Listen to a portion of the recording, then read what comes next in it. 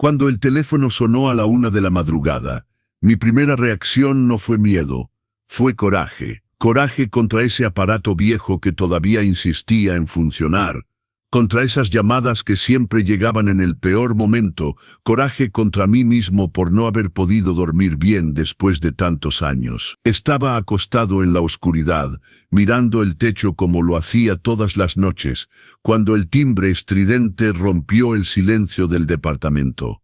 Mi mano buscó a tientas sobre el buró hasta encontrar el aparato. Contesté sin decir nada, esperando escuchar una voz mecánica, ofreciéndome un crédito o una de esas estafas que intentan hacer con la gente de mi edad. Pero lo que escuché me heló por dentro. Era la voz de mi hijo, baja, un poco ahogada como si la línea estuviera mala. «Papá, abre la puerta». Solo eso. 4 palabras que atravesaron mi pecho como un cuchillo. Mi hijo Miguel murió hace 3 años. Una noche lluviosa de octubre cuando perdió el control de su camioneta en la carretera entre Guadalajara y Ciudad de México. Vi el ataúd bajar, sostuve la tierra entre mis dedos antes de echarla sobre la madera barnizada. Viví cada segundo del funeral sintiendo el peso de esa ausencia. Y sin embargo, en ese momento con el teléfono pegado a la oreja, todo mi cuerpo quería creer que era real. Me quedé congelado en la cama demasiado tiempo. El teléfono todavía en la mano, ya mudo. El silencio del departamento era tan denso que podía escuchar el zumbido del refrigerador en la cocina, el crujido lejano de una tubería, el sonido sordo de mi propio corazón. Me levanté despacio, las piernas temblando, y caminé hacia la puerta de entrada. Cada paso era un esfuerzo contra la razón, contra todo lo que sabía que era verdad. El pasillo estaba oscuro. Solo la débil luz del poste de la calle entraba por la ventana de la sala. Cuando llegué a la puerta, me detuve. Mi mano estaba húmeda, los dedos enrollados alrededor de la perilla, pero no podía girarla. En lugar de eso, me incliné y miré por la mirilla. Lo que vi no era nítido. La luz del pasillo era débil y el lente lo distorsionaba todo. Pero había alguien ahí, una silueta inmóvil, la cabeza ligeramente inclinada, los hombros un poco caídos, y fue ahí donde mi pecho realmente se apretó, porque reconocí algo que nadie más reconocería. La forma en que la persona estaba parada, todo el peso del cuerpo apoyado en la pierna izquierda, la derecha apenas tocando el suelo. Miguel hacía eso desde los 12 años, después de torcerse el tobillo jugando fútbol en la secundaria Benito Juárez en Tlaquepaque, donde vivíamos antes de que me transfirieran a Guadalajara por mi trabajo. Era un hábito que nunca perdió, una postura tan característica que la reconocería en cualquier lugar, incluso sin ver la cara. Me quedé ahí, congelado mirando a través de esa pequeña lente de vidrio, tratando de entender qué estaba pasando. Mi respiración era irregular, demasiado rápida, y sentía el sudor corriendo por mi frente. Lo que más me destruía no era el miedo de abrir la puerta y encontrar algo imposible. Era el recuerdo que vino justo después como una avalancha. La última vez que había visto a Miguel vivo, también estaba del otro lado de esa puerta. Era una noche de agosto, 2 meses antes del accidente. Habíamos tenido una discusión violenta, una de esas pláticas que empiezan pequeñas y crecen hasta que nadie recuerda exactamente por qué comenzó. Había venido a visitarme sin avisar y yo estaba cansado, irritado por problemas en el trabajo. Mi empresa, una compañía de análisis financiero especializada en mercados latinoamericanos, atravesaba una reestructuración difícil. Mi puesto de subdirector estaba amenazado y pasaba mis días preparando reportes para justificar mi existencia en el organigrama. Miguel quería hablar de su madre, de cómo estaba manejando su muerte, ocurrida 1 año antes por un cáncer fulminante de páncreas. Pero yo no quería hablar de eso. Le dije que se fuera, que se calmara, que volviera otro día cuando estuviera más sereno. Azotó la puerta al salir y yo me quedé ahí adentro, convencido de que tenía razón, de que él debía aprender a respetar mi espacio. Nunca tuve esa otra oportunidad de hablar. 2 semanas después, se estrelló de frente contra un tráiler en la carretera mojada cerca de Querétaro. cuando regresaba de un viaje de trabajo a la capital. Me alejé de la puerta y me dejé resbalar contra la pared hasta sentarme en el suelo frío del pasillo. El teléfono ya había caído de mi mano y ni siquiera recordaba cuándo había pasado. Me quedé ahí, la cabeza entre las manos, llorando en silencio. No era un llanto dramático de esos que salen en sollozos.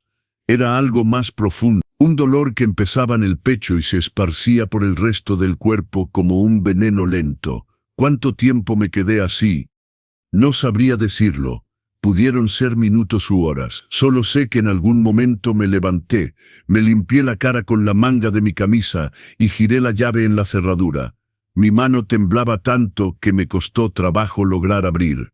Cuando finalmente abrí la puerta, el pasillo estaba vacío. Nadie ahí. Solo el silencio y la luz amarillenta del foco del techo que parpadeaba ligeramente. Miré hacia ambos lados, hacia las escaleras, hacia el elevador al fondo. Nada, ningún ruido de pasos que se alejaran, ninguna puerta que se cerrara de golpe. Era como si nadie hubiera estado ahí nunca. Pero cuando miré hacia abajo, vi algo que me hizo dejar de respirar por un segundo. En el piso de cemento del pasillo, justo frente a mi puerta, había marcas húmedas. No eran huellas definidas, sino manchas irregulares, como si alguien hubiera estado parado ahí mucho tiempo con zapatos mojados. Había llovido más temprano en la noche. Recordaba el sonido del agua golpeando la ventana, cuando todavía trataba de dormir. Me agaché. Pasé los dedos sobre las marcas. Estaban realmente húmedas. Podía ser cualquier cosa. Un vecino llegando tarde a casa, deteniéndose para buscar sus llaves, dejando marcas en el suelo. El edificio es antiguo, construido en los años 70 en la colonia americana. Hay 15 departamentos. La gente entra y sale todo el tiempo. Pero ninguna de esas explicaciones racionales podía borrar la sensación que estaba pegada a mi piel desde que había escuchado esa voz en el teléfono. Volví al interior del departamento, cerré con llave la puerta y fui directo a la recámara. Me acosté en la cama sin quitarme la ropa, mirando el techo, esperando que mi mente volviera a ese ciclo infinito de pensamientos que me mantenía despierto todas las noches. Pero algo extraño pasó.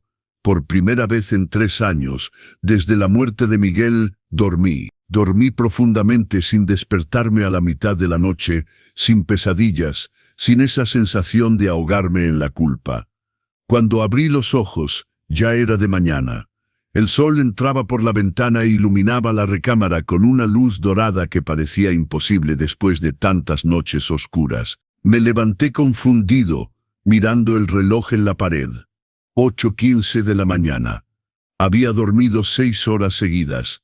No recordaba la última vez que eso había pasado. Fui a la cocina. Hice café con la vieja cafetera italiana, que mi esposa María Elena había comprado en un viaje a Roma. Traté de entender qué había cambiado, pero no lograba encontrar una respuesta que tuviera sentido. ¿Había sido solo un sueño? ¿Un episodio de sonambulismo mezclado con una alucinación? Ya había escuchado de gente que en el duelo vive experiencias así, el cerebro tratando de procesar la pérdida de formas extrañas, creando situaciones imposibles para dar una especie de cierre emocional. Pero el recuerdo de esas marcas húmedas en el suelo me molestaba. Los sueños no dejan huellas físicas. Pasé los días siguientes tratando de volver a mi rutina, pero era imposible no pensar en esa noche. Trabajaba como analista financiero en una empresa de tamaño mediano aquí en Guadalajara. Un empleo que ocupaba desde hace 15 años, habiendo subido de puesto hasta convertirme en subdirector del Departamento de Inversiones Latinoamericanas. Un trabajo que me mantenía lo suficientemente ocupado para no pasar todo el día pensando en Miguel. Pero ahora, cada vez que el teléfono sonaba en la oficina, instalada en el 4º piso de un edificio moderno en la zona de Puerta de Hierro, me sobresaltaba en mi silla. Cada vez que escuchaba pasos en el pasillo del edificio, mi corazón se aceleraba. Empecé a dormir con la luz del pasillo encendida, algo que nunca había hecho antes. Mis compañeros de trabajo notaron que estaba diferente, más distraído, más ausente durante las juntas. Mi supervisora, licenciada Clara Domínguez, una mujer competente de 40 y tantos con quien siempre había tenido buenas relaciones profesionales, hasta vino a preguntarme si todo estaba bien, si necesitaba unos días de descanso. Le dije que no, que solo estaba cansado, pero la verdad era que estaba aterrado de pasar otra noche solo en ese departamento. Porque en el fondo una parte de mí quería que volviera a pasar. Quería escuchar la voz de Miguel otra vez, aunque fuera para saber que estaba completamente loco. Fue el jueves siguiente, una semana después de la primera vez, que volvió a pasar. Estaba en la sala viendo las noticias en la televisión, sin realmente prestar atención, cuando escuché 3 golpes en la puerta. No eran los 2 golpes tímidos que generalmente daba doña Lupita, mi vecina de arriba, que a veces venía a pedir prestado sal o azúcar. No era el interfón, no era el teléfono, eran golpes directos en la puerta de madera, firmes pero no agresivos. Todo mi cuerpo se tensó en el sillón gastado, que María Elena y yo habíamos comprado en Liverpool hace 10 años. Miré el reloj en la pared, 11:30 de la noche. ¿Quién tocaría a mi puerta a esa hora sin haber sonado el interfón primero? Me levanté despacio, caminé hacia la puerta con el corazón latiendo tan fuerte que podía escucharlo en mis oídos. Puse mi ojo en la mirilla y esta vez vi la cara. Era Miguel. No había ninguna duda. El cabello castaño despeinado que siempre peinaba con un poco demasiado gel. Los ojos oscuros que había heredado de su madre, esos mismos ojos color café que me miraban desde las fotos colgadas en todo el departamento. La pequeña cicatriz en la ceja izquierda de cuando se cayó de la bicicleta a los 7 años, durante unas vacaciones familiares en Puerto Vallarta. Miraba directamente a la mirilla como si supiera que yo estaba ahí. Y entonces sonrió. Una pequeña sonrisa casi triste. Exactamente la sonrisa que hacía cuando quería disculparse por algo. Y dijo de nuevo, «Papá, abre la puerta». Mi mano fue hasta la perilla sin que pudiera controlarlo. Pero antes de girarla, algo en mí gritó que me detuviera. ¿Era miedo? ¿Autopreservación? ¿O era la parte racional de mi mente que finalmente lograba imponerse, recordándome que mi hijo estaba muerto y que lo que estaba del otro lado de esa puerta no podía ser él? Recordé el funeral, el panteón de Mezquitán, bajo una lluvia torrencial, al notario licenciado Fontaine, que me había leído el testamento unas semanas después en su despacho oscuro de la avenida Chapultepec. Todas esas pruebas concretas e irrefutables de que Miguel ya no estaba. Me quedé ahí, la mano en la perilla, sudando frío, temblando mientras los golpes volvían a empezar. 3 golpes, pausa. 3 golpes, pausa. 3 golpes, y luego el silencio. Esperé 5 minutos completos antes de mirar de nuevo por la mirilla. El pasillo estaba vacío. Abrí la puerta. Miré hacia todos lados. Nada. Pero esta vez no había marcas en el suelo. No había ninguna prueba física de que alguien hubiera estado ahí. Entré, cerré con llave la puerta y me senté en el sillón, tratando de entender qué me estaba pasando. Estaba teniendo un colapso nervioso. El duelo finalmente me había llevado más allá del punto donde podía distinguir la realidad de la ilusión. Decidí que tenía que hablar con alguien.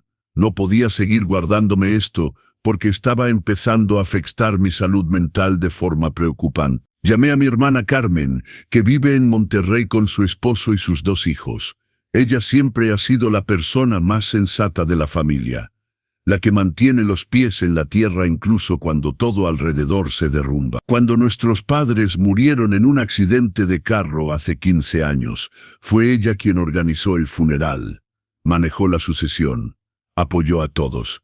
Le conté todo, la llamada, la voz, la persona en la puerta, la visión de Miguel a través de la mirilla. Me escuchó en silencio sin interrumpirme, y cuando terminé, se quedó unos segundos sin decir nada. Podía escuchar su respiración en el teléfono, un poco vacilante. Cuando finalmente habló, su voz era calmada pero preocupada. «Roberto, tienes que buscar ayuda. Esto no es normal. Estás pasando por un duelo complicado. y tu cerebro está tratando de procesar todo esto de una forma muy intensa. Tienes que hablar con un psicólogo, tal vez incluso un psiquiatra. No es una vergüenza, solo es cuidar tu salud mental. ¿Te acuerdas cuando María Elena murió? Rechazaste toda ayuda y mira dónde te llevó eso. No cometas el mismo error. Sabía que tenía razón, sabía que lo que estaba viviendo no tenía sentido desde un punto de vista racional. Pero había algo en mí, una sensación visceral que decía que esto no estaba solo en mi cabeza. Hice cita con una psicóloga recomendada por un compañero de trabajo que él mismo había pasado por un periodo difícil después de su divorcio. Doctora Elena Márquez, una mujer de 50 y tantos con cabello gris cortado corto y lentes de armazón rojo, con un consultorio cómodo en una clínica del centro, no muy lejos de la Plaza de Armas. Durante la primera sesión, un martes por la tarde lluvioso, conté todo de nuevo desde el principio. Me escuchó atentamente, sentada en un sillón de piel café, tomando notas en una libreta sin juzgarme, sin mostrar escepticismo o incredulidad. Su oficina era cálida, con estantes llenos de libros, plantas verdes en las esquinas, una luz suave que creaba una atmósfera tranquilizante. Cuando terminé, cruzó las manos sobre el escritorio y dijo: «Don Roberto, lo que está viviendo es más común de lo que se imagina. Las experiencias de duelo complicado pueden manifestarse de varias formas, incluyendo alucinaciones auditivas y visuales. Su cerebro está tratando de manejar una pérdida traumática y una culpa profunda relacionada con la última interacción que tuvo con su hijo. Es natural que esto se manifieste de formas que parecen reales, pero que en realidad son proyecciones de su mente tratando de encontrar algún tipo de resolución. En la literatura psiquiátrica, llamamos a esto experiencias de presencia post-mortem. Aproximadamente el 40% de las personas en duelo las viven en algún momento. Esas palabras tenían sentido, quería creerlas, pero cuando salí de esa sesión y volví a casa en camión, atravesando las calles grises de Guadalajara bajo un cielo bajo, la sensación de que algo no estaba bien seguía pegada a mí como una segunda piel. Las semanas siguientes fueron una montaña rusa emocional. Empecé a tomar los medicamentos que el psiquiatra asociado a la doctora Márquez, el doctor Vicente Leroux, me había recetado durante una consulta complementaria. Un antidepresivo ligero, sertralina, y algo para ayudarme a dormir, Zolpidem para tomar solo en caso de insomnio severo. Las sesiones de terapia continuaron 2 veces por semana, los martes y jueves por la tarde. Y lentamente empecé a sentirme un poco mejor. No volví a escuchar la voz de Miguel. No volví a ver su silueta a través de la mirilla. La vida recuperó una apariencia de normalidad. Esa normalidad gris y pesada que era mi realidad desde su muerte. Seguía levantándome por las mañanas, tomando el camión hasta la oficina, analizando tablas de Excel llenas de números que ya no significaban nada, regresando por la noche a un departamento silencioso donde nadie me esperaba. Volví a dormir mejor, aunque nunca tan profundamente como esa primera noche después de la llamada. Volví a concentrarme en el trabajo, a responder correos de clientes preocupados por la volatilidad de los mercados, a participar en juntas sin parecer un zombi. Mi hermana llamaba cada semana, generalmente los domingos por la mañana, para saber cómo estaba. Y siempre decía que estaba mejor, que la terapia me ayudaba, y era verdad en parte. Pero había una parte de mí que extrañaba esas noches, tan aterradoras como habían sido, porque durante unos instantes, Miguel había regresado y había tenido la oportunidad de verlo de nuevo, aunque fuera solo una ilusión creada por mi cerebro sufriente. Pero entonces, un viernes por la noche de febrero, 3 meses después de la primera llamada, cuando Guadalajara estaba cubierta de una fina capa de niebla rara para la ciudad, todo cambió de nuevo. Estaba en el supermercado Soriana, cerca de mi casa, haciendo las compras de la semana, empujando mecánicamente mi carrito por los pasillos fluorescentes, cuando recibí un mensaje en mi celular. Era de un número desconocido que no correspondía a ningún formato mexicano que yo conociera. Abrí el mensaje y casi dejo caer el teléfono, ahí en medio del pasillo de las pastas, entre los paquetes de coditos y fideos. El mensaje decía simplemente: papá, por favor, nada más. Solo esas 3 palabras. Me quedé ahí con el carrito en la mano, mirando la pantalla del celular, sintiendo el mundo girar alrededor de mí. Una señora mayor me empujó al pasar, murmurando algo sobre la gente que bloquea el paso. Pero apenas la noté. Esto no era lo mismo que las llamadas y los golpes en la puerta. Era diferente. Era un mensaje de texto. Algo tangible, algo que podía ser rastreado, algo que dejaba una prueba digital. Inmediatamente llamé al número, pero caía directo a un buzón de voz en inglés, sin identificación. Lo intenté de nuevo, lo mismo. Abandoné el carrito en medio del supermercado, dejando mis compras sin terminar, el queso y el jamón que acababa de tomar, y corrí al coche.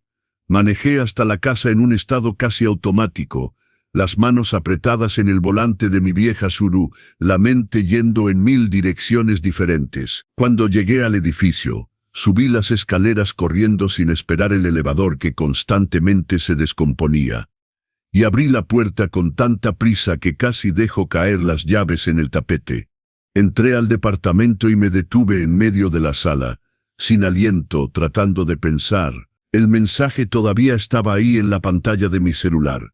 Papá, por favor, ¿qué estaba pidiendo Miguel? ¿Qué quería que hiciera? Me senté en el sillón y por primera vez decidí hacer algo que nunca había hecho antes.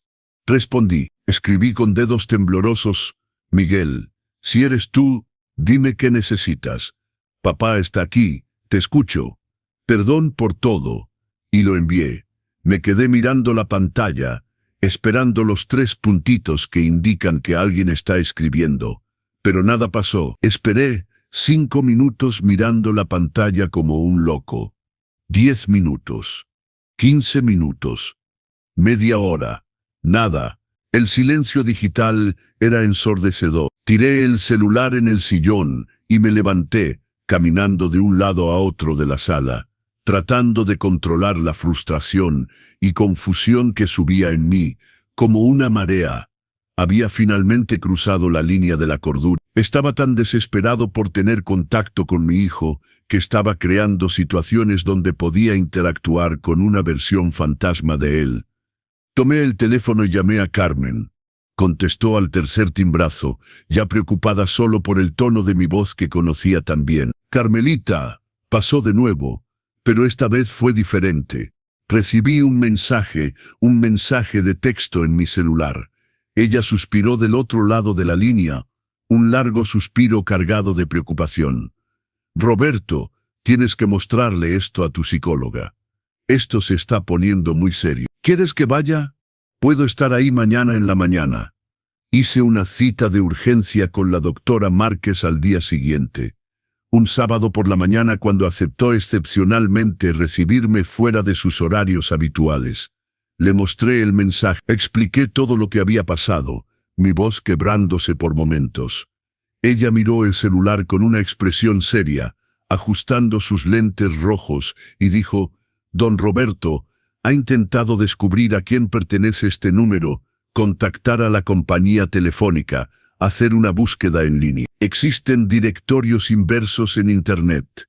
No había pensado en eso. Estaba tan convencido de que era algo sobrenatural, una manifestación inexplicable de Miguel desde el más allá, que la idea de tratarlo como una situación normal con explicaciones racionales no se me había ocurrido. Me ayudó a hacer una búsqueda rápida en su computadora. El número no estaba registrado en ningún lado, ni en el directorio, ni en las bases de datos públicas. Intentamos llamar de nuevo juntos, y esta vez, para mi sorpresa, alguien contestó. Pero no era Miguel.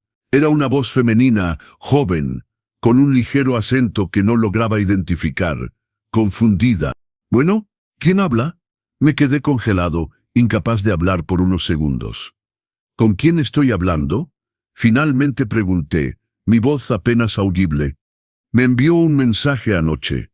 La mujer del otro lado de la línea parecía aún más confundida. Yo no he enviado mensajes a nadie, señor. Este es un celular nuevo. Lo compré ayer en la tarde en Telcel. Debe estar equivocado.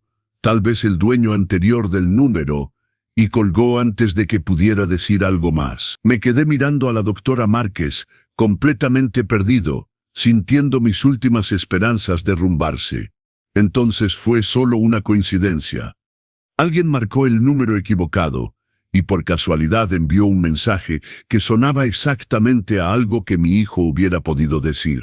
Ella asintió lentamente, quitándose los lentes para limpiarlos con un pequeño paño.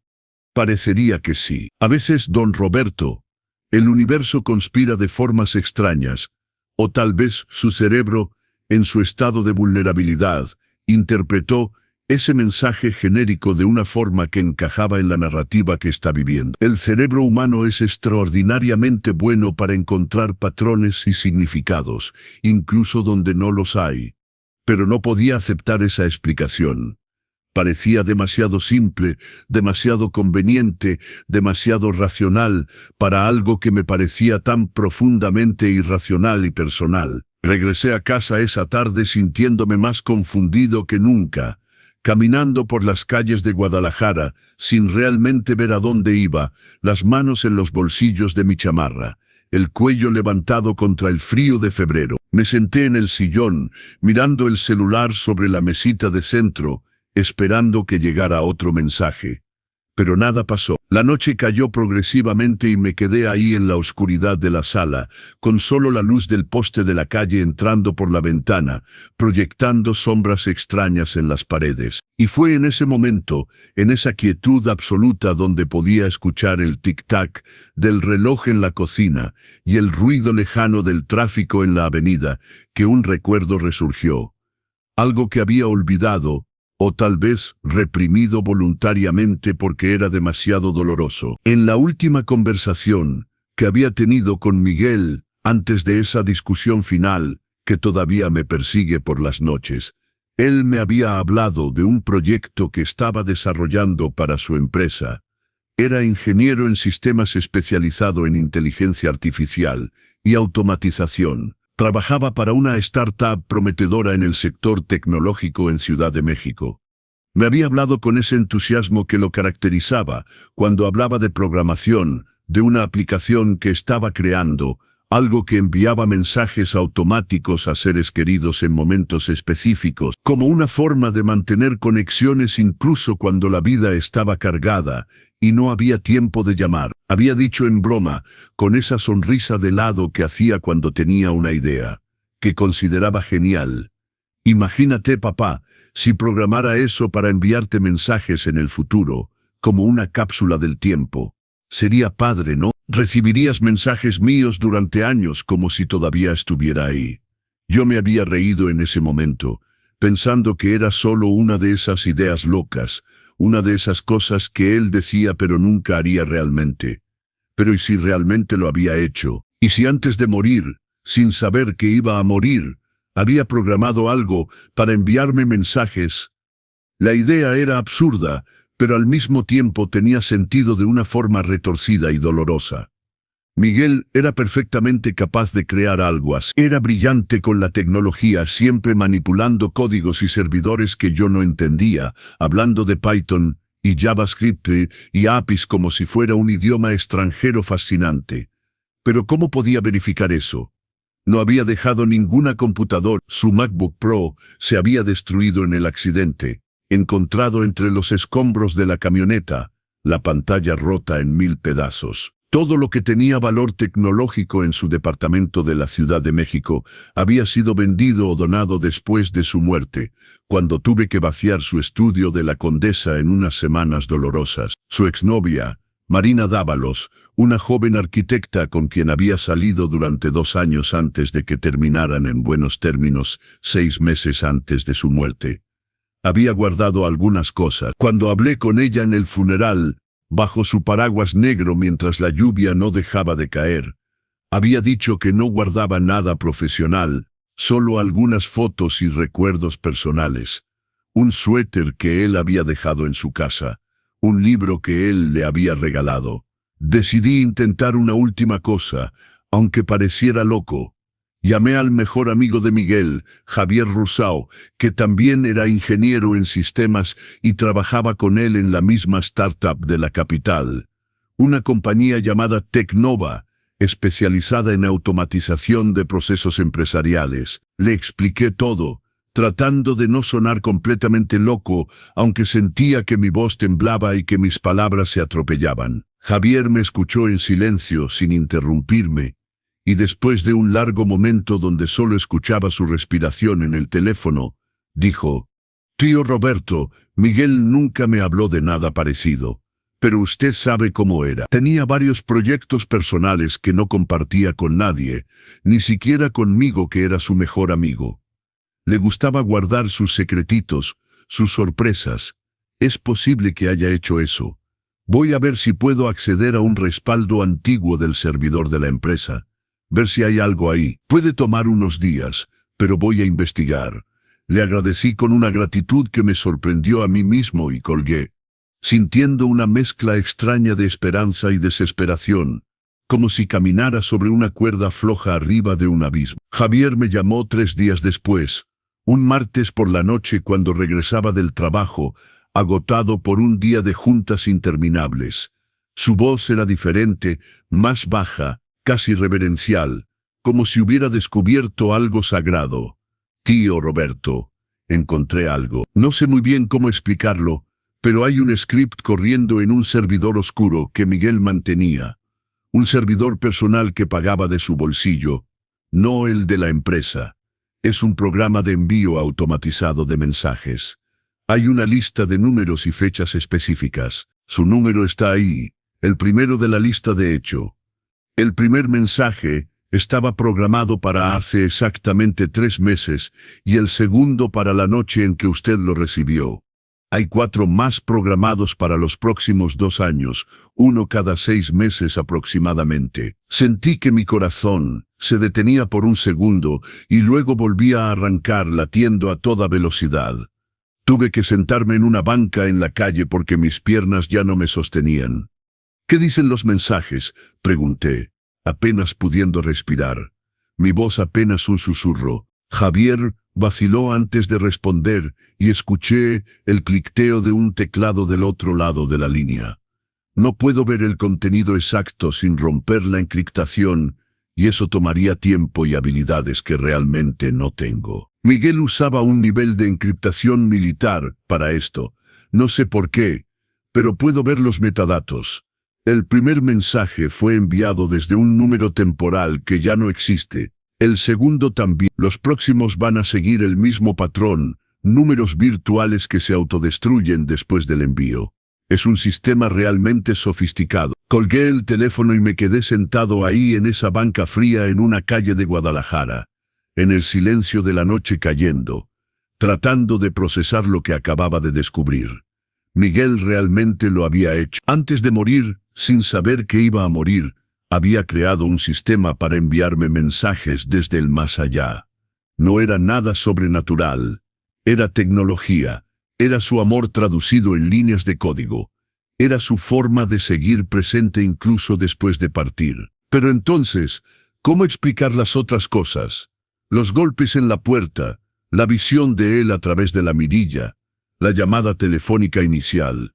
Javier no había encontrado nada relacionado con llamadas de voz o cualquier otro tipo de contacto, solo mensajes de texto programados. ¿El resto realmente había estado en mi cabeza? Mi cerebro, en su angustia, llenando los vacíos, creando una narrativa coherente donde mi hijo trataba de comunicarse conmigo porque me sentía demasiado culpable para dejarlo ir. Pasé las semanas siguientes en terapia intensiva, sesiones prolongadas con la doctora Márquez, 3 veces por semana ahora en lugar de 2, trabajando en esas preguntas existenciales que me carcomían por dentro. Me ayudó a entender que el duelo no es lineal, que no es un proceso que sigue etapas bien definidas como se lee en los libros de psicología popular, que la mente humana es capaz de cosas extraordinarias cuando trata de manejar un trauma tan profundo como la pérdida de un hijo. Me explicó que los mensajes programados de Miguel ese descubrimiento tangible de su amor trascendiendo la muerte, habían podido servir de detonante para una serie de experiencias que mi cerebro había creado como forma de procesar la pérdida, de darle sentido a lo que no tiene sentido. Era una explicación que tenía lógica desde un punto de vista clínico, pero no eliminaba completamente la duda que persistía en un rincón de mi mente.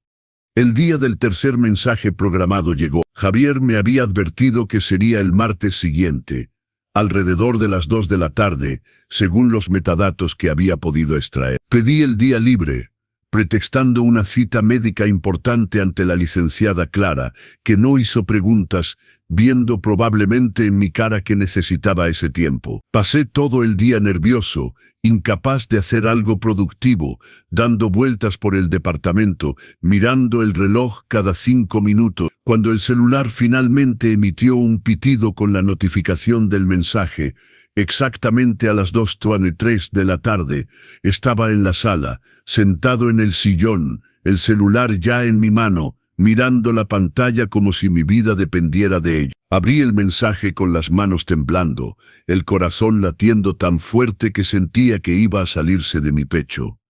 El mensaje decía: «Papá, te perdono y espero que tú también te perdones. Siempre hiciste lo mejor que pudiste y eso fue más que suficiente. Te amo». Me derrumbé en llanto ahí mismo.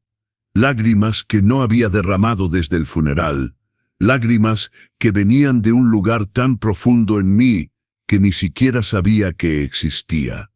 Porque eso era exactamente lo que necesitaba escuchar. Era el permiso que había estado buscando durante 3 años. La liberación de la culpa que cargaba como un fardo de plomo desde esa última discusión horrible, donde lo había rechazado. No importaba si era Miguel hablando desde el más allá, a través de algún medio místico, o solo un programa que había escrito antes de morir en un momento de previsión tecnológica. El efecto era exactamente el mismo. Me estaba dando la oportunidad de seguir adelante, de soltar, de vivir de nuevo sin el peso aplastante, paralizante, de haber rechazado a mi hijo la última vez que lo vi vivo. En los meses que siguieron, los mensajes continuaron llegando, cada uno en momentos específicos que parecían elegidos con un cuidado infinito, como si Miguel hubiera reflexionado durante horas sobre cuál sería el momento perfecto. Uno el día de mi cumpleaños, mis 62 años que había querido ignorar completamente. Otro el día aniversario de su muerte, esa fecha horrible del 15 de octubre que temía cada año. Uno en Navidad, cuando pasaba las fiestas solo en el departamento silencioso, viendo reposiciones tontas en la televisión. Cada mensaje era corto, simple, pero cargado de un significado que me conmovía cada vez. «Papá, ¿te acuerdas de esa vez que fuimos a pescar al lago de Chapala cuando tenía 10 años? Fue uno de mis días favoritos. Todavía pienso en ese atardecer que vimos juntos. Papá, ¿estás comiendo bien? Mamá se enojaría si supiera que te alimentas mal. Ve a la fonda de la esquina, la que hace los buenos guisados caseros. Papá, estoy orgulloso de ti. Sobreviviste a lo peor que le puede pasar a un padre y todavía estás ahí, todavía de pie. Sigue adelante». Cada mensaje me hacía llorar, pero también me hacía sonreír a través de las lágrimas. Miguel había pensado en todo. Había anticipado mi dolor, mi soledad, mi necesidad desesperada de sentir que todavía estaba presente de alguna forma. Y aunque solo fuera un código corriendo en un servidor distante en algún centro de datos anónimo, era real para mí. Era su amor manifestándose de la única forma que todavía podía, trascendiendo la muerte a través de la tecnología que dominaba también. La doctora Márquez me ayudó a entender, a través de largas conversaciones en su oficina cálida, que aceptar esta forma de conexión no significaba que estaba negando la realidad de la muerte de Miguel. Al contrario, significaba que estaba encontrando una forma sana, constructiva, de mantener su memoria viva mientras continuaba mi propia vida, avanzando en mi propio camino. Empecé a dormir mejor, los medicamentos ayudando, pero también simplemente el hecho de haber encontrado una forma de paz. Volví a alimentarme correctamente, siguiendo incluso el consejo de Miguel sobre la fonda de la calle Independencia. Retomé pasatiempos que había abandonado desde la muerte de María Elena y luego la de Miguel. Volví a leer novelas policíacas mexicanas que adoraba antes, Paco Ignacio Taibo II y Elmer Mendoza. Hasta empecé a salir con amigos del trabajo, aceptando sus invitaciones a comer o a tomar una cerveza después de la oficina, algo que rechazaba sistemáticamente desde el accidente. La vida no volvió a ser como antes. Nunca lo sería y lo había aceptado. Pero encontró un nuevo equilibrio, un nuevo ritmo, una nueva normalidad que no era perfecta pero que era vivible. Y aprendí a vivir con la ausencia de Miguel de una forma que ya no me consumía por dentro, que ya no me destruía célula por célula. En cuanto a las otras experiencias, los golpes en la puerta esa noche, la visión clara de su cara a través de la mirilla, la llamada telefónica inicial con su voz tan reconocible, nunca tuve una explicación definitiva y satisfactoria. La doctora Márquez creía firmemente, con toda la convicción de su formación científica, que eran alucinaciones relacionadas con el duelo complicado, manifestaciones de mi psique en angustia. Mi hermana Carmen estaba de acuerdo con esa interpretación racional, recordándome que el cerebro humano es capaz de cosas increíbles bajo estrés. Javier sugería, con la prudencia de alguien que conoce los límites de la tecnología, que tal vez Miguel había programado más cosas más allá de los mensajes de texto, sistemas más complejos que no lograban rastrear, escondidos en capas de código que ni él podía descifrar. Y yo en el fondo de mi corazón, no sé. Y aprendí dolorosamente pero completamente que no saber, vivir con la incertidumbre, es no solo aceptable, sino tal vez incluso necesario. Porque la verdad profunda que descubrí, es que esa noche cuando abrí la puerta y encontré el pasillo vacío, algo cambió fundamentalmente en mí. Por primera vez en 3 largos años, desde la muerte de Miguel, logré dormir profundamente, pacíficamente. Logré realmente descansar, no solo cerrar los ojos esperando que llegara la mañana. Y ya sea que fuera el espíritu de Miguel, que me visitó desde un más allá misterioso, o solo mi cerebro finalmente encontrando una forma de sanar, de repararse, el resultado fue exactamente el mismo. Encontré la paz, o al menos un camino hacia la paz. Hoy, 2 años después del último mensaje programado que llegó con una puntualidad casi cruel, todavía vivo en el mismo departamento de Colonia Americana, en este barrio multicultural de Guadalajara, que aprendí a amar a pesar de todo. Todavía trabajo en el mismo empleo, aunque me promovieron a director del departamento, después de que mi antiguo jefe se jubiló. Todavía visito la tumba de Miguel en el Panteón de Mezquitán cada mes, generalmente el día 15, llevando girasoles que eran sus flores favoritas, y le hablo como si estuviera ahí, contándole mi vida, mis proyectos, mis pequeñas victorias y derrotas. Y ahora lo hago sin culpa desgarradora, sin arrepentimiento paralizante.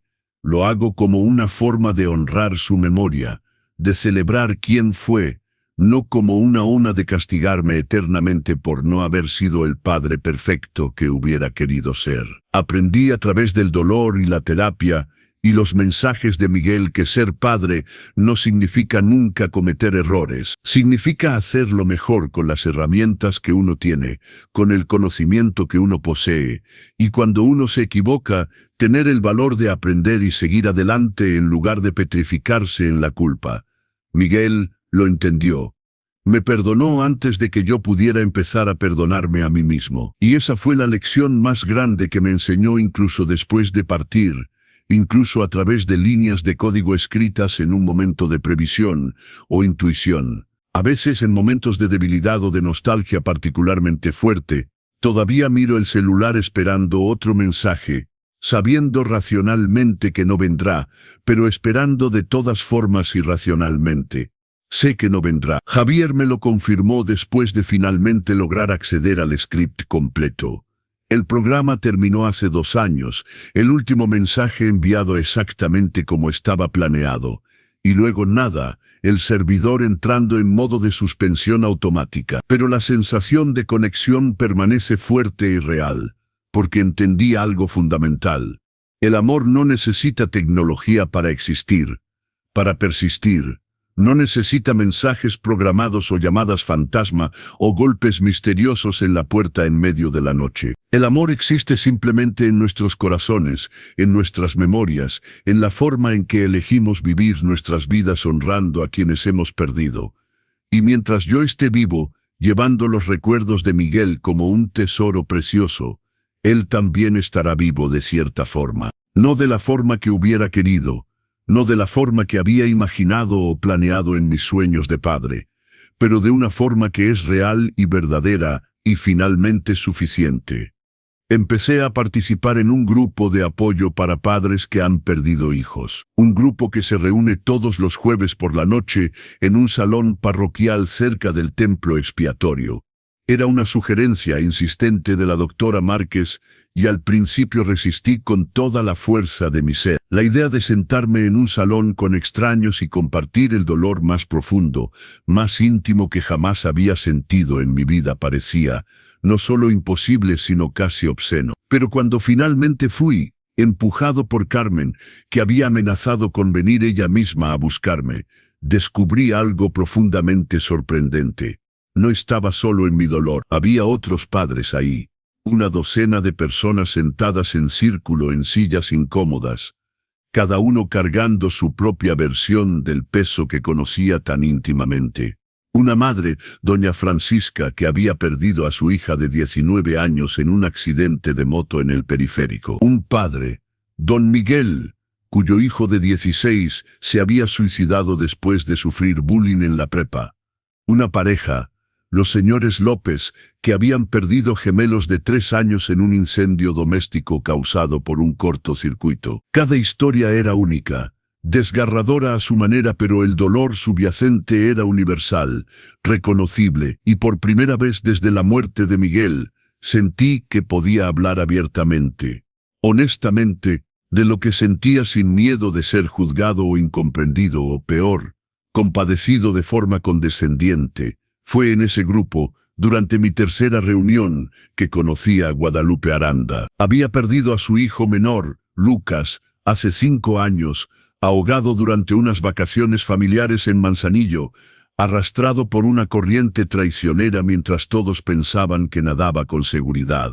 Platicamos después de la reunión tomando un café en una panadería al lado que se quedaba abierta hasta tarde, y descubrimos que teníamos mucho en común más allá de la pérdida.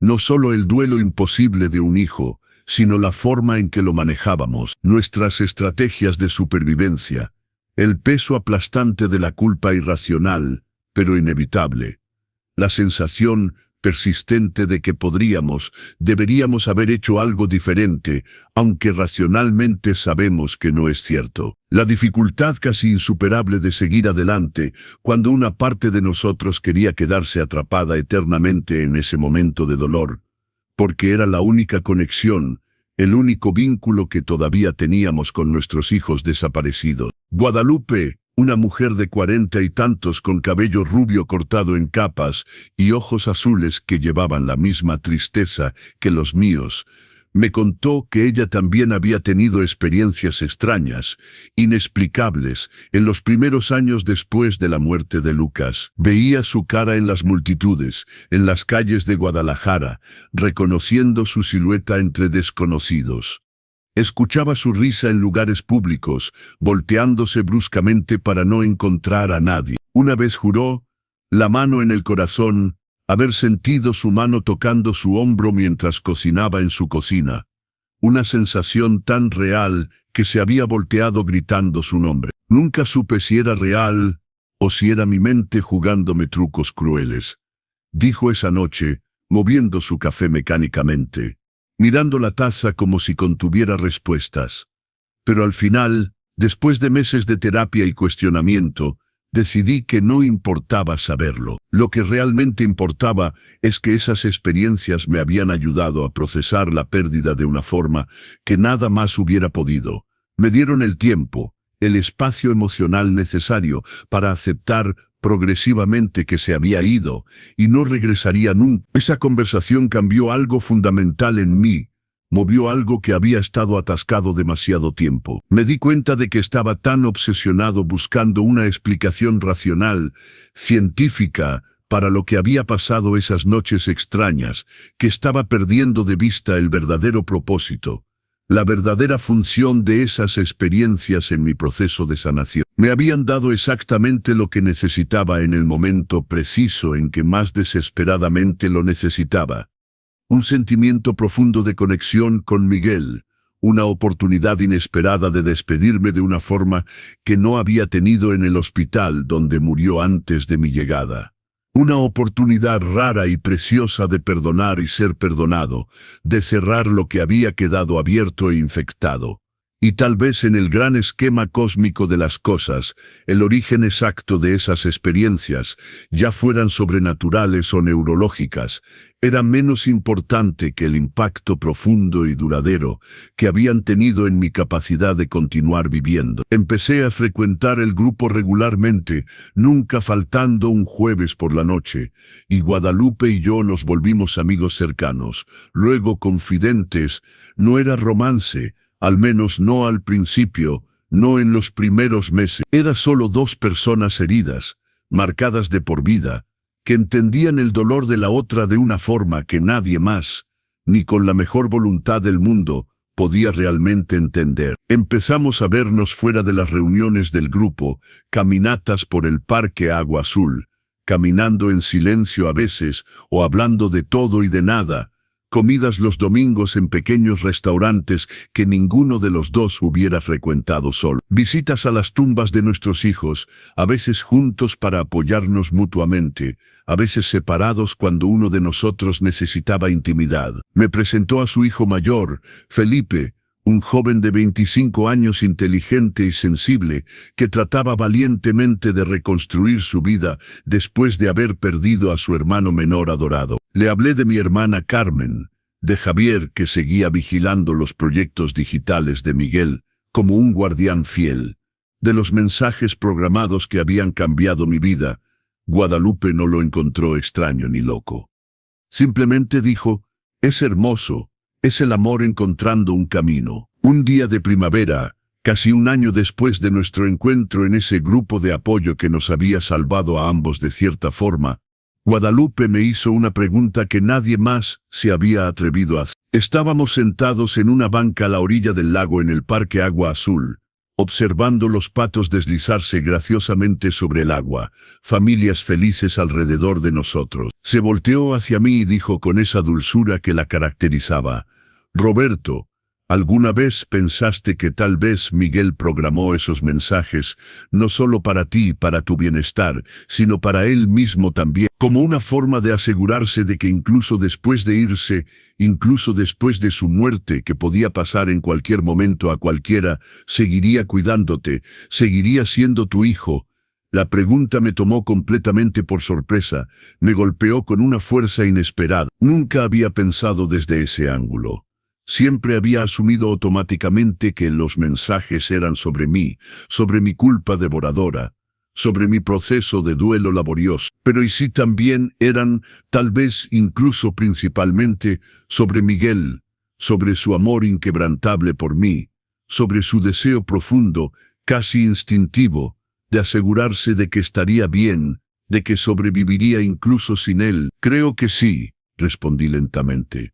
Después de un largo silencio, sintiendo un nudo familiar en la garganta, lágrimas calientes subiendo a mis ojos. Creo que sabía, tal vez no conscientemente, pero de forma intuitiva, que me iba a culpar por nuestra última discusión, que me iba a quedar atascado, paralizado en ese último mal momento que tuvimos, incapaz de avanzar, y quería darme una salida, un camino, una forma de seguir adelante sin sentir que traicionaba su memoria al continuar viviendo.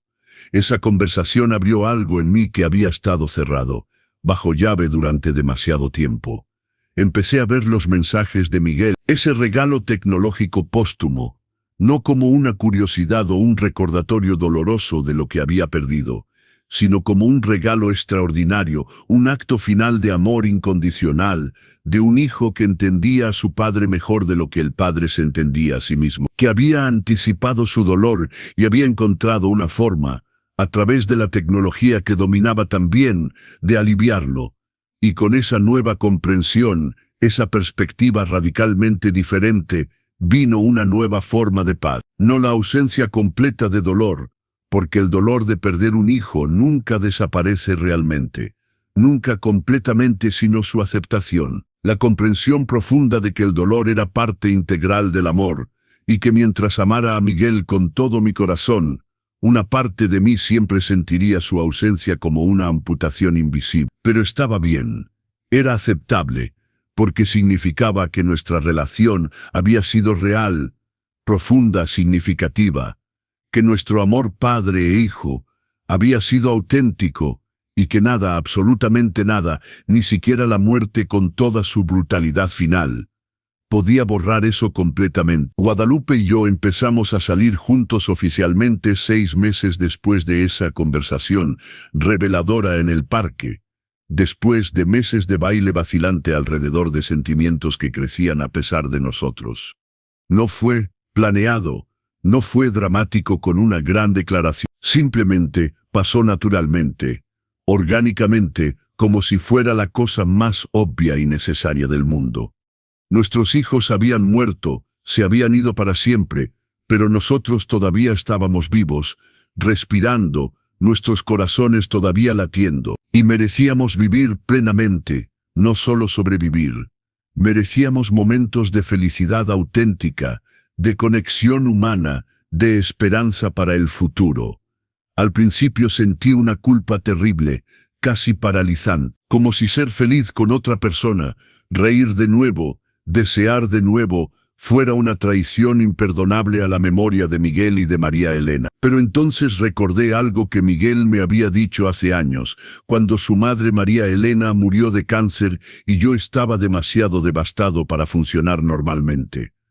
Tenía 17 años en ese momento, casi todavía un niño pero ya tan sabio. Y me había tomado las manos y dicho con una convicción que me había asombrado: «Papá, mamá no querría que dejaras de vivir, se enojaría si te viera así, querría que encontraras una forma de ser feliz de nuevo, de continuar, porque eso es el verdadero amor. Las personas que nos aman realmente quieren que seamos felices, que vivamos plenamente, incluso cuando ellos ya no están para verlo, para disfrutarlo con nosotros».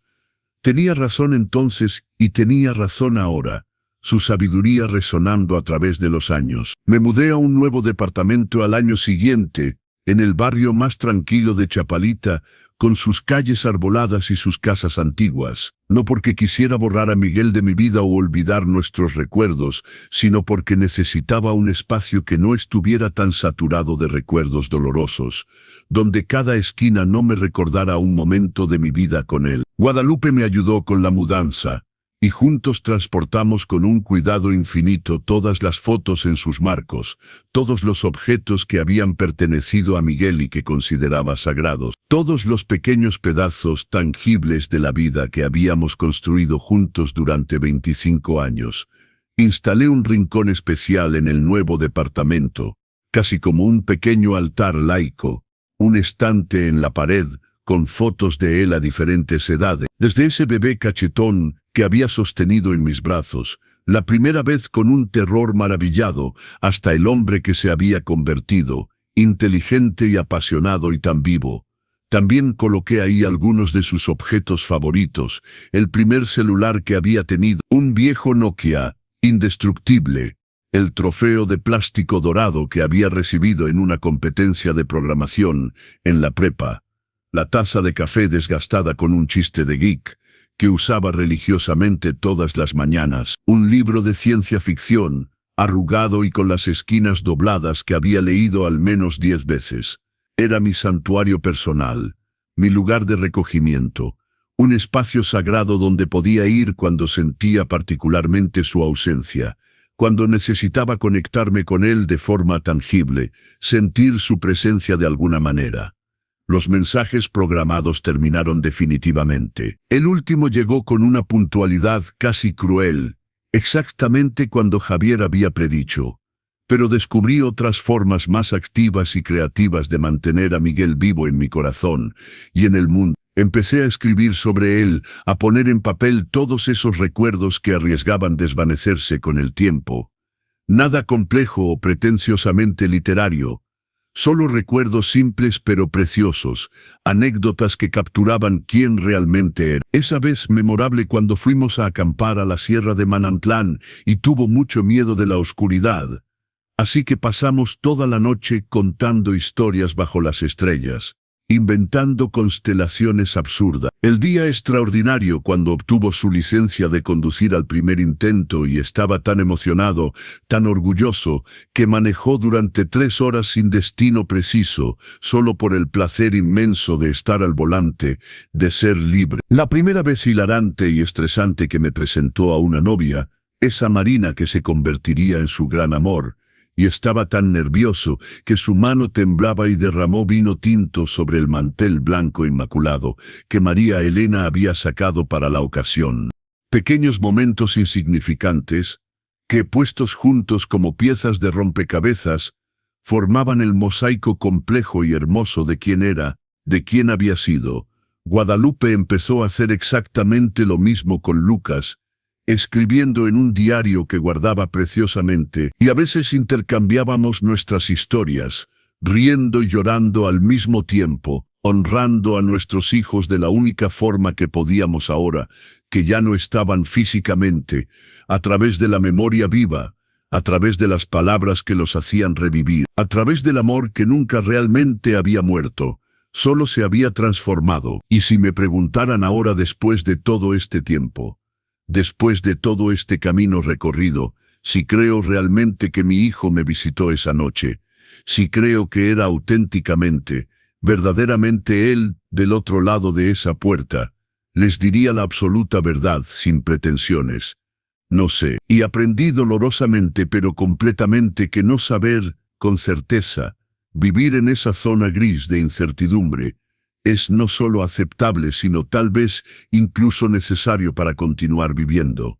La vida no está hecha de certezas absolutas y tranquilizadoras.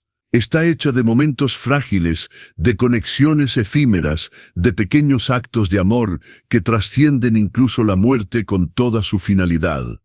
Y si mi hijo encontró una forma, ya sea a través de la tecnología que dominaba o a través de algo más misterioso e inexplicable, de decirme que todo estaba bien, que podía y debía seguir adelante sin culpa, que me amaba incondicionalmente y me perdonaba mis imperfecciones, entonces eso es todo lo que realmente importa. No importa si fue a través de líneas de código cuidadosamente programadas, o a través de algo que escapa completamente a la comprensión humana racional. Lo que importa, lo único que realmente importa al final, es que funcionó.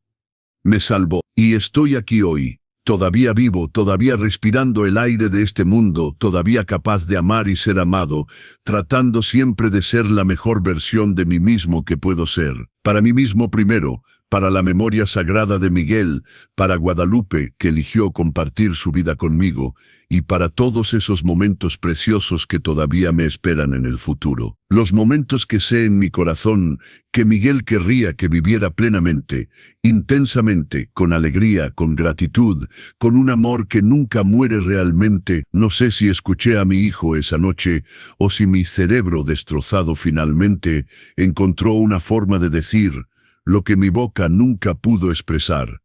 Pero sé, con una certeza absoluta, que de alguna manera misteriosa y hermosa pude despedirme. Y a veces eso es exactamente lo que marca toda la diferencia entre sobrevivir y vivir. Eso es lo que nos permite continuar viviendo, no a pesar de la pérdida desgarradora, sino con ella integrándola a quienes somos, cargando a nuestros muertos, no como fardos aplastantes que nos impiden avanzar, sino como una parte preciosa de quienes nos hemos convertido, como testigos irrefutables del amor que compartimos, como prueba viviente de que por breve y frágil que sea, la vida vale absolutamente la pena vivirla plenamente.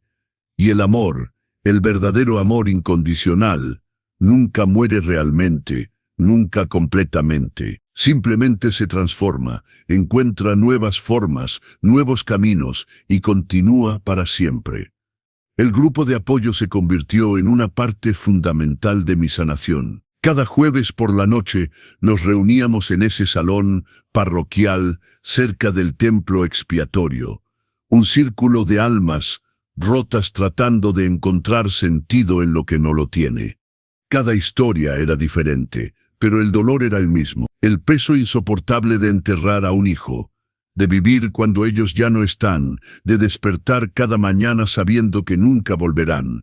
Doña Francisca, la madre que perdió a su hija en el accidente de moto, traía siempre un rosario entre sus manos. Las cuentas desgastadas por el uso constante. Hablaba de cómo su fe la sostenía algunos días y la abandonaba otros. De cómo rezaba pidiendo señales y a veces las recibía. A veces no. De cómo había aprendido que Dios no nos quita el dolor, solo nos da la fuerza para soportarlo. Don Miguel, el padre cuyo hijo se suicidó, compartía la culpa que lo consumía. Si solo hubiera prestado más atención, decía cada semana las mismas palabras, el mismo tormento. Si solo hubiera visto las señales, y todos asentíamos porque todos llevábamos nuestros propios sí solo. Los señores López, que perdieron a sus gemelos en el incendio, se tomaban de la mano durante cada sesión, apretándose los dedos cuando el dolor se volvía demasiado intenso. Su matrimonio había sobrevivido lo que destruye a la mayoría de las parejas. Nos decían que algunos días se odiaban, culpándose mutuamente, y otros días eran lo único que mantenía al otro vivo. Nos enseñaron que el duelo no es bonito ni ordenado, que a veces es feo y caótico, y que está bien. Había una mujer joven, Rocío, que había perdido a su bebé de 6 meses por muerte de cuna. Apenas podía hablar sin desmoronarse. Venía cada semana, se sentaba en silencio llorando, y nosotros solo la acompañábamos en ese llanto. No hacía falta hablar, su presencia era suficiente. Su dolor era válido aunque su hijo solo hubiera vivido medio año. El amor no se mide en tiempo.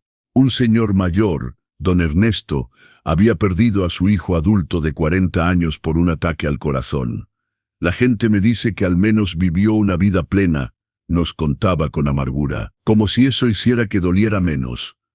Como si 40 años fueran suficientes. Ninguna cantidad de tiempo es suficiente cuando se trata de tu hijo. Y tenía razón, todos la teníamos. Nuestros hijos murieron a diferentes edades, de diferentes formas, pero el vacío que dejaron era el mismo. Un agujero en forma de hijo que nunca se llena. Solo aprendemos a vivir alrededor de él.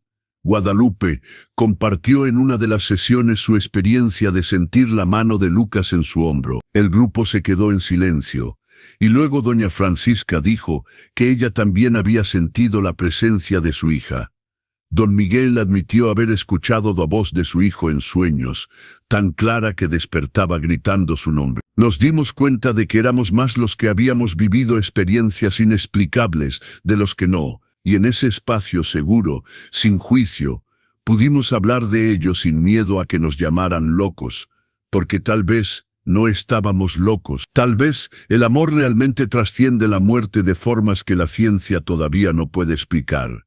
O tal vez nuestros cerebros, en su infinita compasión, nos dan exactamente lo que necesitamos para sobrevivir. El facilitador del grupo, el padre Martín, un sacerdote jesuita de unos 60 años con una sabiduría que venía tanto de los libros como de la vida, nos decía que ambas explicaciones podían ser verdad al mismo tiempo, que Dios podía trabajar a través de nuestros cerebros, que lo espiritual y lo científico no tenían por qué estar peleados, que buscar respuestas definitivas a veces nos impedía aceptar el misterio, y que el misterio era donde vivía la fe. No todos en el grupo eran religiosos. Algunos habían perdido su fe cuando perdieron a sus hijos. Otros la habían encontrado. Algunos, como yo, simplemente no sabían qué creer. Y eso también estaba bien. El grupo no era sobre tener las respuestas correctas. Era sobre hacer las preguntas difíciles juntos, sobre no estar solos en la oscuridad. Guadalupe me contó una noche, después de una sesión particularmente intensa sobre la primera vez que había reído después de la muerte de Lucas. Había sido 6 meses después, viendo una película tonta en la televisión, y de repente se había encontrado riéndose. Y luego se había sentido tan culpable, que había llorado durante horas. Sentí que estaba traicionando su memoria, me dijo, las lágrimas corriendo por su rostro, como si reír significara que lo estaba olvidando, que su muerte no importaba. Me tomó mucho tiempo entender que podía estar triste y feliz al mismo tiempo, que honrar su memoria no significaba estar miserable por el resto de mi vida, que él querría que yo riera de nuevo. Esas palabras resonaron profundamente en mí porque yo había sentido exactamente lo mismo. Cada vez que me encontraba disfrutando algo, un buen platillo, una conversación interesante, una tarde soleada, venía inmediatamente la culpa. Miguel está muerto, ¿cómo puedo estar disfrutando esto? Pero Guadalupe tenía razón. Nuestros hijos no querrían que pasáramos el resto de nuestras vidas en miseria. Ellos nos amaban, querían nuestra felicidad, incluso si ellos ya no podían compartirla. El grupo me enseñó que el duelo no tiene fecha de expiración, que no hay un momento específico donde deberías estar mejor ya, que años después, algo pequeño, una canción, un olor, una fecha en el calendario, puede tumbarte de nuevo, y que eso no significa que estés retrocediendo. Significa que amaste profundamente y ese amor permanece. También aprendí que cada persona lleva su duelo de forma diferente, y que comparar era inútil y doloroso. Algunos vendían todo lo que perteneció a su hijo, porque verlo era demasiado doloroso.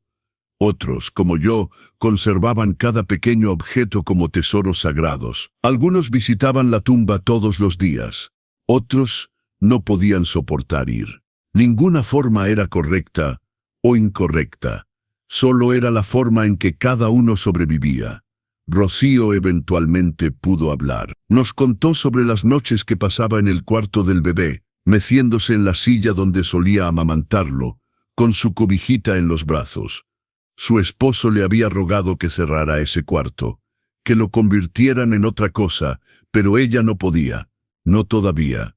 Y el grupo le dijo que estaba bien, que lo haría cuando estuviera lista, si alguna vez lo estaba, que no había prisa. Don Ernesto compartió que había empezado a ir al gimnasio, donde su hijo solía entrenar, usando las mismas máquinas, siguiendo la misma rutina. La gente pensaba que estaba tratando de ser como su hijo, pero no era eso.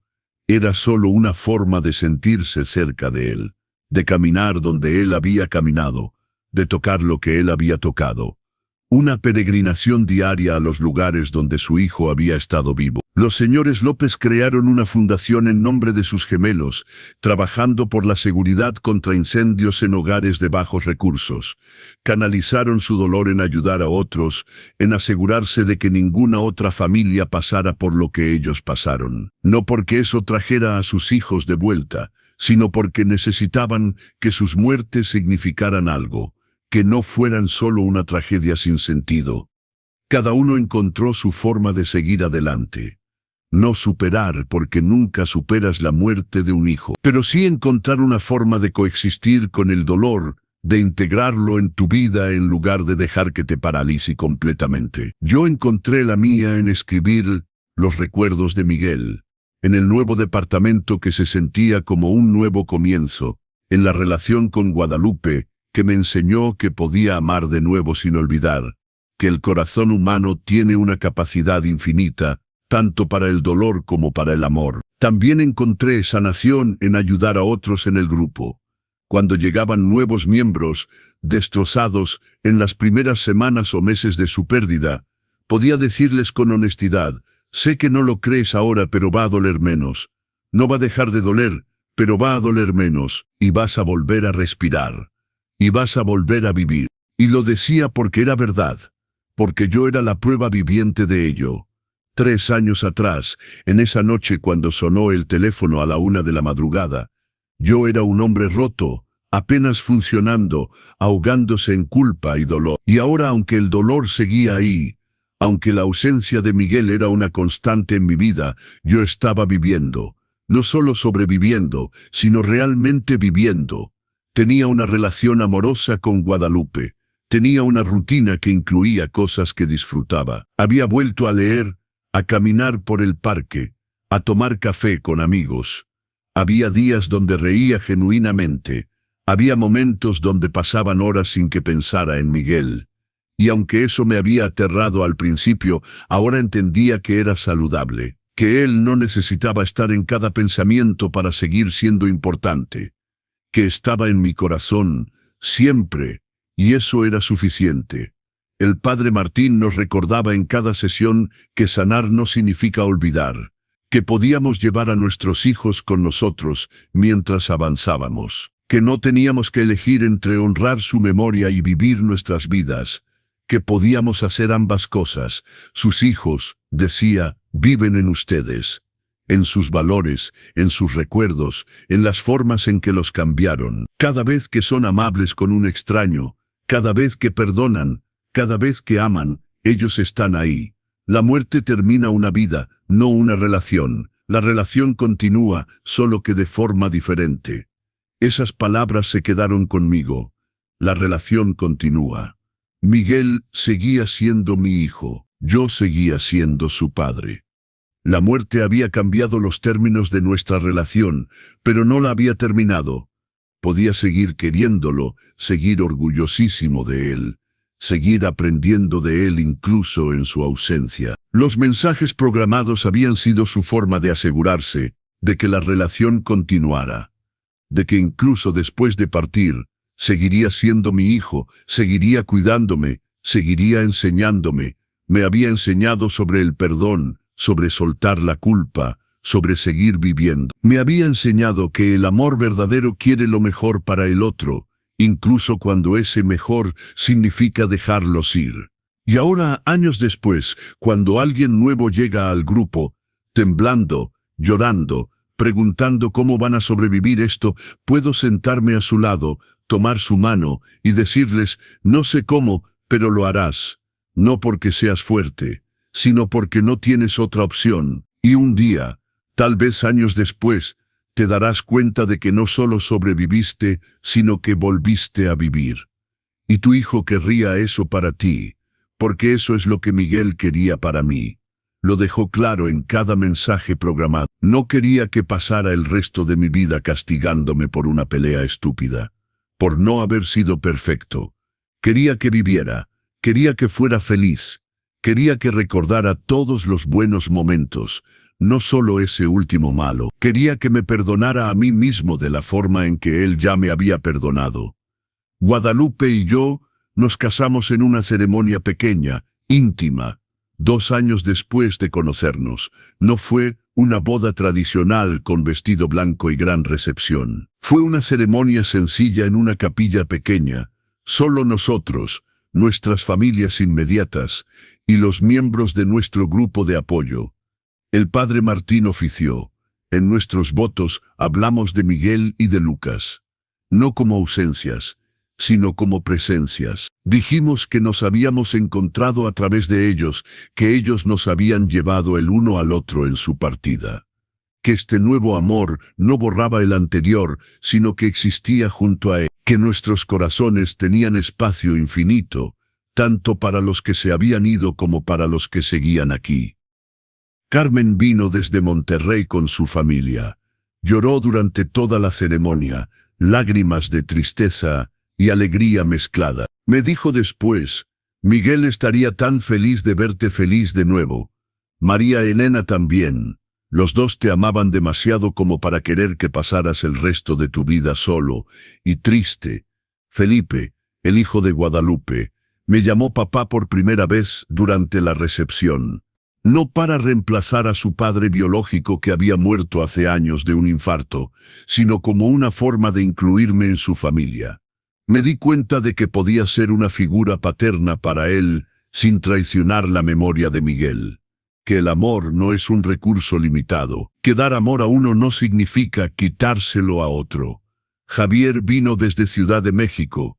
Trajo consigo una USB que contenía copias de todos los scripts que Miguel había escrito, todos sus proyectos personales.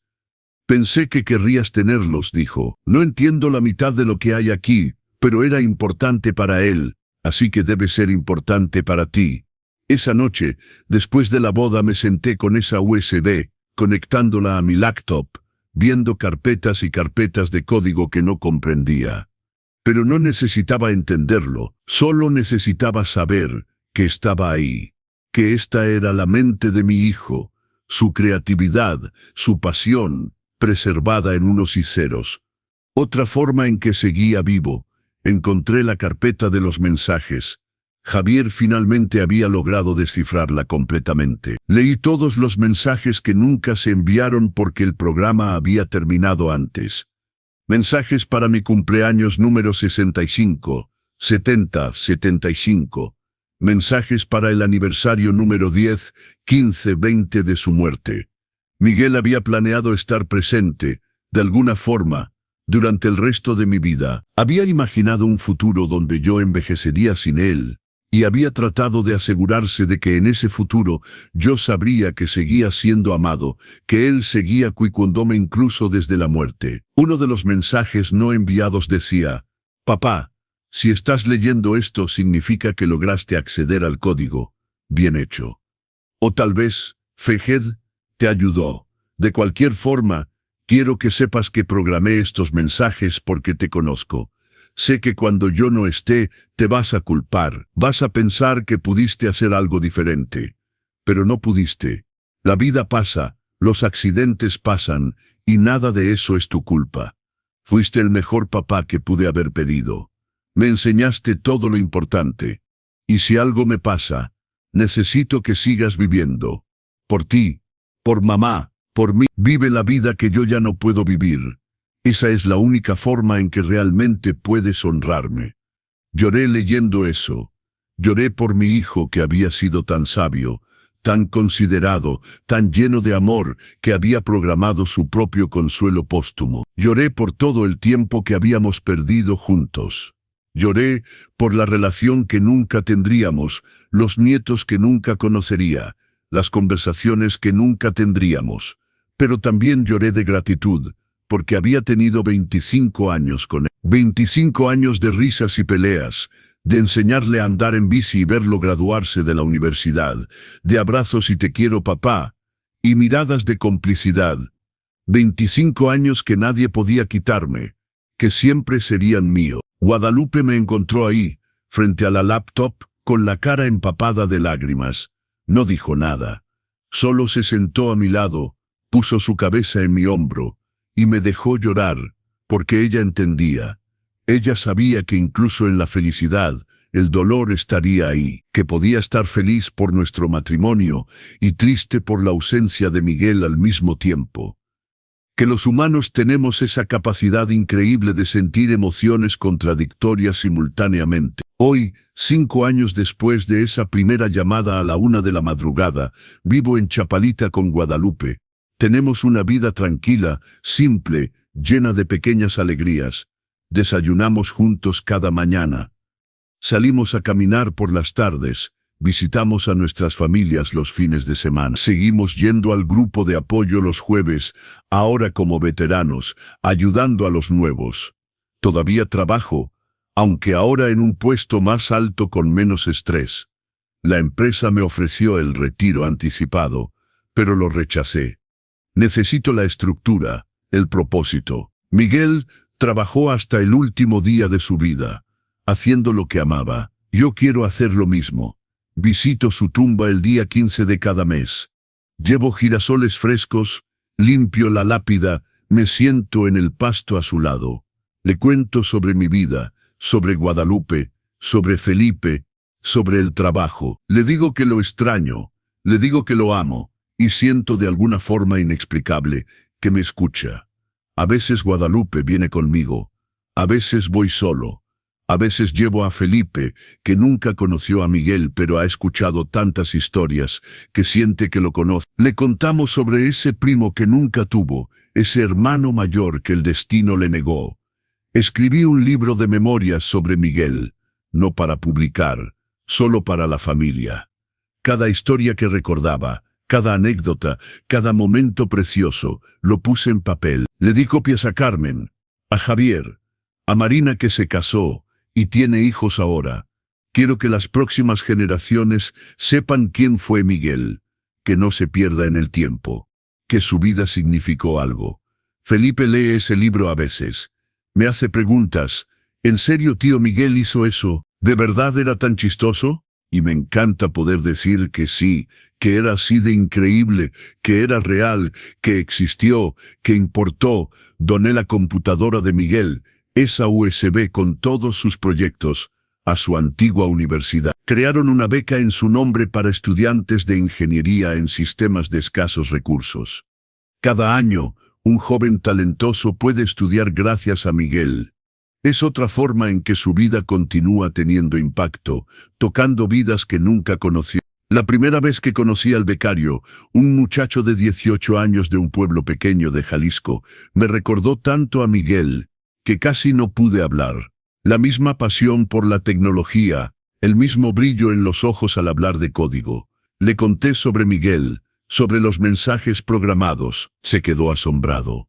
Eso es, dijo, lo más hermoso y triste que he escuchado. Y tenía razón, es hermoso y triste, como la vida misma, como el amor, como la pérdida, todo mezclado, inseparable. ¿Todavía tengo días malos? Por supuesto, días donde el peso de la ausencia es tan pesado que apenas puedo levantarme de la cama.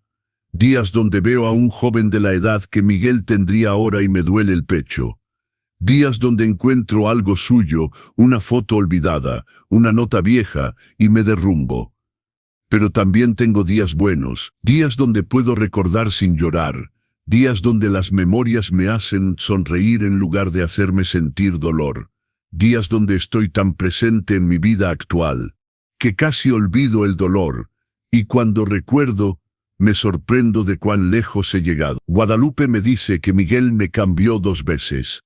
Una vez cuando nació, enseñándome qué era el amor incondicional, qué significaba ser padre, cómo poner a alguien más antes que a mí mismo. Y otra vez, cuando murió, enseñándome sobre el perdón, sobre soltar el control, sobre vivir plenamente porque la vida es frágil y corta y preciosa. Tiene razón.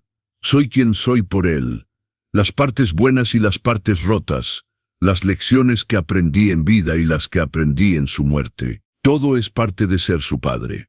Y aunque daría cualquier cosa por tenerlo de vuelta, por poder abrazarlo una vez más, por decirle cara a cara todo lo que los mensajes dijeron por mí, sé que eso no es posible. Entonces, en lugar de eso, vivo plenamente, intensamente, con propósito, porque eso es lo que él quería. Eso es lo que los mensajes me enseñaron.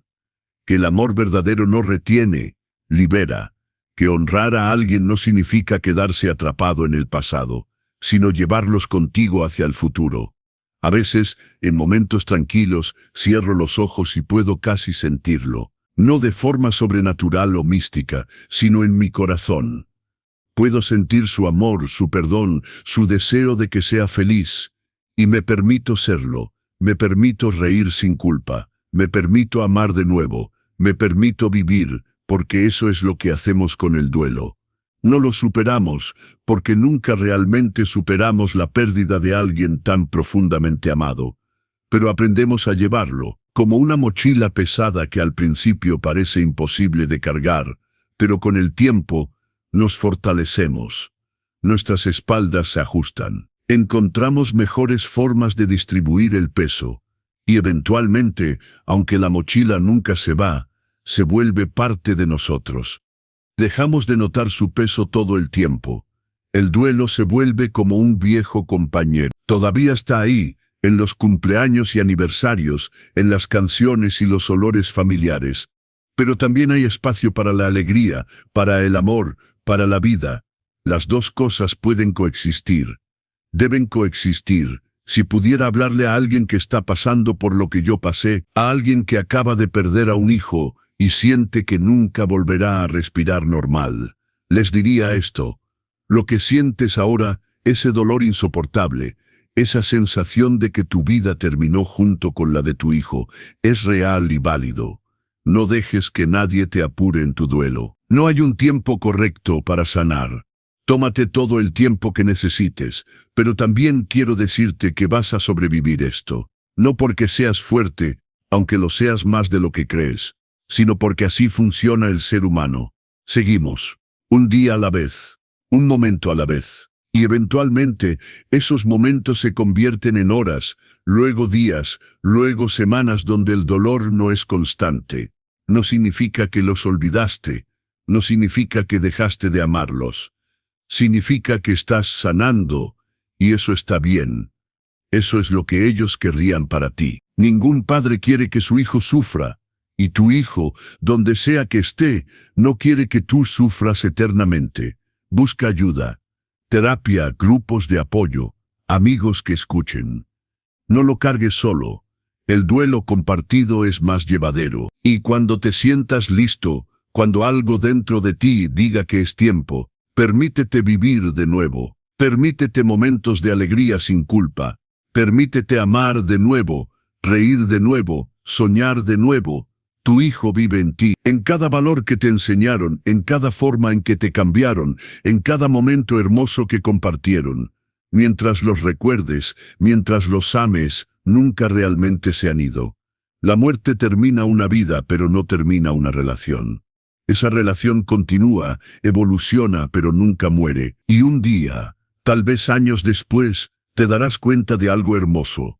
Que el amor que sientes por tu hijo no ha disminuido ni un poco a pesar del tiempo, que sigue siendo tan fuerte, tan profundo, tan real como el día que nació. Porque el verdadero amor no depende de la presencia física, trasciende el tiempo y el espacio, trasciende incluso la muerte. Esa es la verdad que he aprendido. Esa es la lección que Miguel me enseñó con sus mensajes programados, con su perdón póstumo, con su amor que encontró la forma de alcanzarme incluso desde el más allá. El amor nunca muere, nunca realmente, solo se transforma. Y mientras yo viva, mientras mi corazón lata, Miguel vive también, en mis recuerdos, en mis acciones, en las formas en que su vida me cambió. Es mi ángel, mi maestro, mi hijo para siempre. Esa noche hace 5 años, cuando el teléfono sonó a la 1 de la madrugada, mi vida cambió para siempre. No sé si realmente escuché a mi hijo, o si mi mente creó lo que desesperadamente necesitaba escuchar. Pero sé esto, encontré el perdón que necesitaba, encontré la paz que buscaba, encontré la fuerza para seguir viviendo. Y eso al final es todo lo que importa. Miguel, si de alguna forma puedes escucharme, quiero que sepas esto. Tus mensajes llegaron, todos y cada uno. Me salvaron la vida, me enseñaron a perdonarme, me dieron permiso para vivir de nuevo. Eres y siempre serás el mejor regalo que la vida me dio. Te amo, hijo. Hoy, mañana y siempre. Gracias por enseñarme que el amor verdadero nunca muere, solo se transforma y continúa. Para siempre. Si esta historia de superación y perdón tocó tu corazón, déjanos tu like ahora y suscríbete al canal Los Consejos del Abuelo para más relatos emotivos como este. Cuéntanos en los comentarios, ¿crees que es posible mantener una conexión con quienes se han ido? ¿Desde qué ciudad de México nos estás viendo?